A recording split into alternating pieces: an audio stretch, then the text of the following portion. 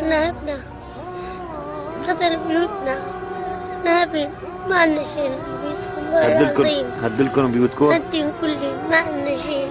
هون بنشرب مي بنطر الدنيا بنقعد عند الجماعة.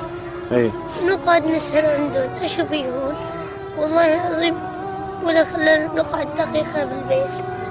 هو بشار الأسد واطي طيرت نسقطه بهالصرماي والله أكبر.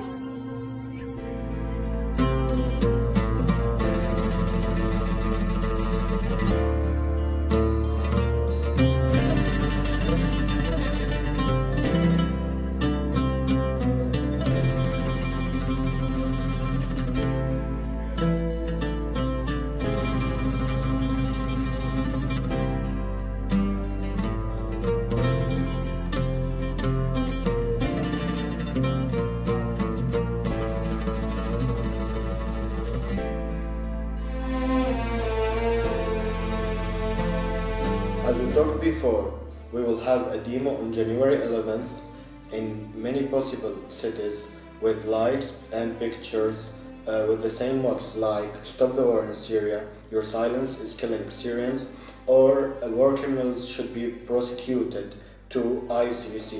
Nowadays we are making some posters to publish them through Facebook and Twitter to let people know about the situation in Syria. On Saturday, January 11th, after global demonstrations, we will present a letter to embassies in the countries which are participating with us in our demo and ask for referral of war criminals to International Court of Justice.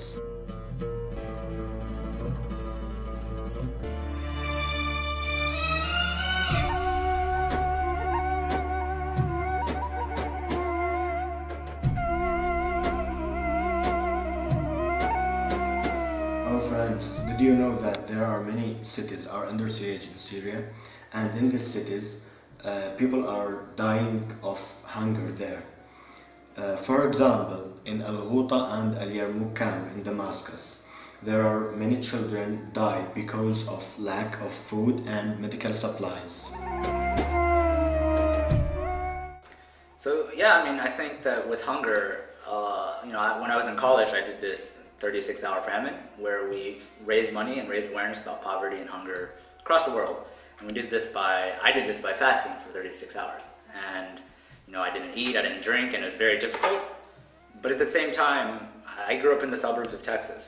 I can't honestly ever experience true hunger where you don't have food or very little, and it's cold and it's hard. I can't. It's just impossible for me to experience that. شو عم تاكل؟ عم باكل ورق، ما في لا اكل ولا شرب، ولا الرزق 9000 ليرة. ما في لا امن ولا شغل، لو في شغل ما اكلنا هالورقة. وين ابوك وامك؟ انا ابوي ميت وامي عايشة، وعندي اخوات بنات صغار.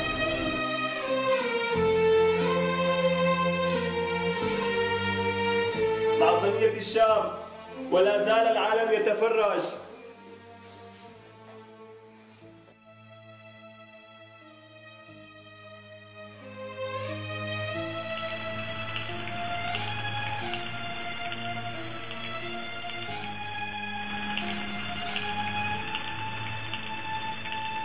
Winter is usually very cold in Syria. As meteorologists say, this winter is the coldest winter since ages. Syria has been going through one of the harshest winters it's had in a very, very long time. For Syrians this is a new front in the war, I think. I spent the last winter in the UK and it's something to look forward to. December's a wonderful, beautiful time of year. Everyone wants a white Christmas. In Syria it's just an absolutely terrifying prospect. Yeah, I mean, I'm in Canada and it's super cold during winter, but at least we have heating systems. So when you go inside, it's in the mid-20s and you can be cozy and warm. And last week there was a huge ice storm and tens of thousands of people lost their electricity. But at least communities set up little heating centers in community centers and things, and so people could go there and warm up. Whereas in Syria, this wouldn't be an option or a reality. Syrian people use diesel for heating in traditional ways. and they used electricity for heating in modern ways, like air conditioners. But nowadays they have no electricity and no diesel, so they can't warm themselves. They can use alternative ways, but also they don't have clothes and blankets. So that many people in Syria and in the camps in Jordan and Lebanon were dead because of being cold. So, are you sure about that? Yes. It's unimaginable.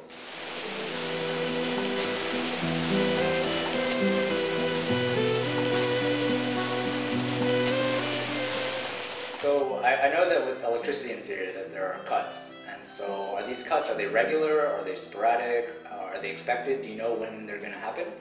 In some areas, electricity cuts last for several days.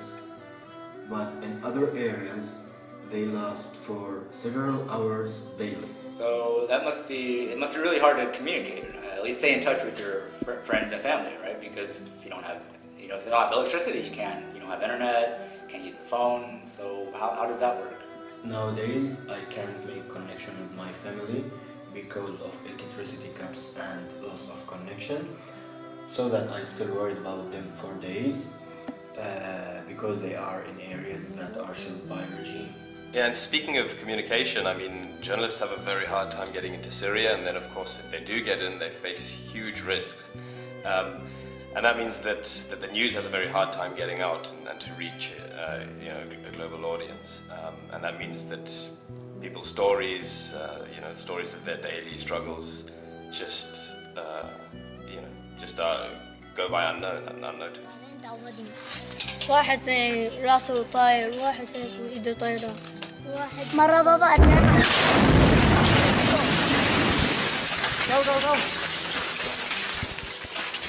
Go.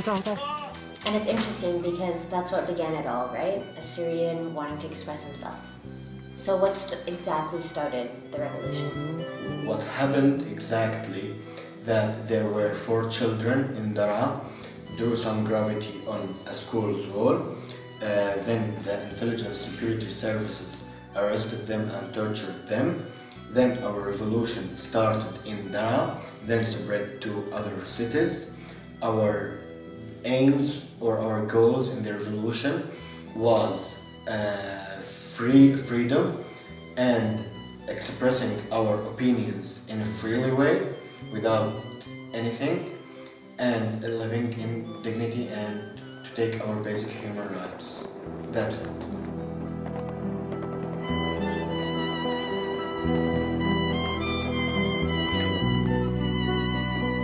بس أفهم ليش عم بضربني؟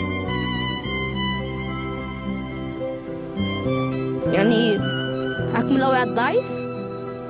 بس هيك كو حجر طار مبنى كرتون عبطير ما مبنى حجر.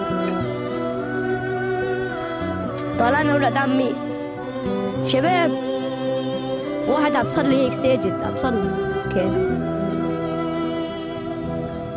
كلهم مش ما أحلاهم، ريحة المسك طلعت منهم.